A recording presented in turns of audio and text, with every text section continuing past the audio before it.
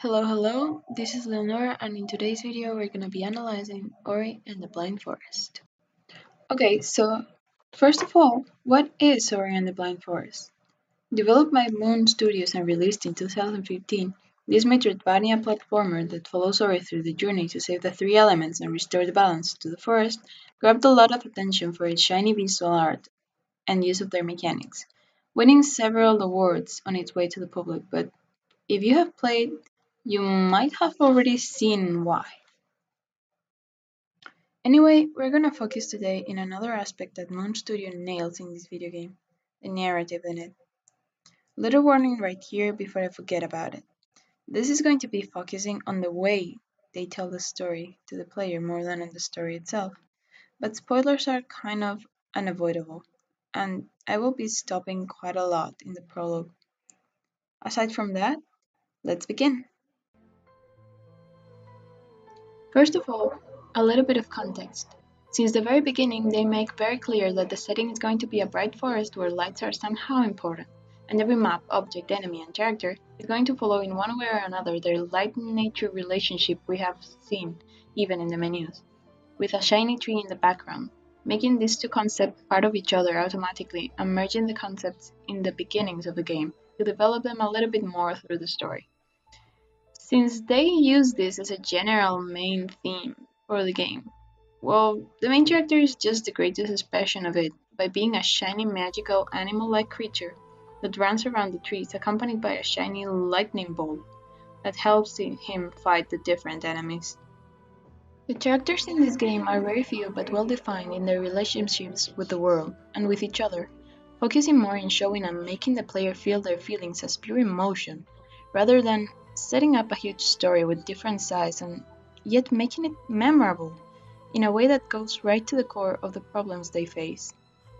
Starting with the main character, Ori, defined as a fast, agile being, but also weak, non-violent, and nice, making this feeling be mirrored in the mechanics, as Ori never fights hand in hand with his enemies, making the combat system something external to him. This task is given to Sign, the blue shining ball that follows him around, or to him reflecting enemies' bullets as you develop new skills through the game. Sign, aside from being the main weapon, is also the forest eyes, being stolen and thrown away by Kuro, the main antagonist, giving the meaning of the game's title like, well, Blind Forest because Sign is not in the spirit tree's branches, so yeah. Yes, the tree should be treated as a character here, since it's also the main narrator of the story. This tree is also the main guardian, to say so, of light and balance in the forest, and without Sign, powerless to protect the nature.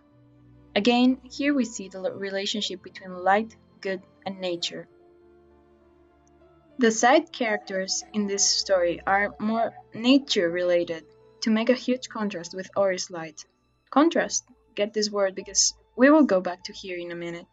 So these two, Naru and Gumu, are pictured as normal beings with no light on their own, but very connected to nature and for so with light and Ori. Naru makes a particular contrast since he is the first character introduced and only other to be controlled. Remember this because we go back when we start speaking about the narration itself. So, when Ori is small, fragile, fast, and agile, Naru is big, stable, slow, and sort of clumsy, making them the perfect match as complementary characters. Last but not least, Kuro, the trigger of the story and main antagonist, well, actually only one, as opposed to everything in the world that has already been settled. With light nature good, Kuro is a shadow owl who lives in a spiky dead mountain, so the relation goes instant the other way through. Darkness, dead rocks, bad. This being is emphasized with her actions, stealing sign, and her hate towards the spirit tree. Okay, so once this is told, we can dive a little bit in the storytelling they create based on this. So the story in general lines follows the traditional three-section structure, with an introduction to the story using the prologue, the development of such story through the duration of the game, and the resolution as the game reaches the ending. They mainly use three types of communicating story to the player. Two of them are quite obvious because they are literally words. One of them using the tree, the spirit tree, as narrator, blending the words he says with a voiceover and blending the words with subtitles of their meaning in English, blended with the background of the game. They also use sign as a secondary narrator, which usual boxes like text boxes with comments from sign's point of view. And another one, which is basically the characters themselves, the way they move and interact with each other, the animation themselves, because none of them actually speak, but they all interact with each other and with the environment in a way that also makes clear the things they want to tell. But anyway, the interesting part of this game is not that. The interesting part of the storytelling in this game is the use of perspective, different perspectives throughout the game. Because as a whole, you have three perspectives, three different points of view through all the game. The tree's point of view as a background narrator, which tells the story in a third-person way, like a thing in the past. Sign's point of view as comments of the story meant to tell Ori what happens, or well, to tell you. And Ori's way of behaving with the rest of the beings in the world, like helping here or through the cutscenes that are there. Ori does something that you're not able to control as a player, but you're able to feel because you have been Ori. So it means that you are Ori in that cinematic too.